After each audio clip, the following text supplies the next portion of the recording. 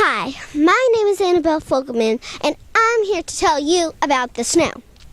I'm in Baltimore, Maryland, and there is a blizzard. We have got over a foot of snow. The snow is supposed to stop at evening, and when it's all done, we should have about 2 feet.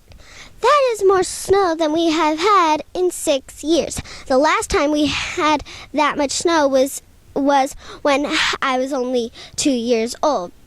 Don't even try to drive in the snow today.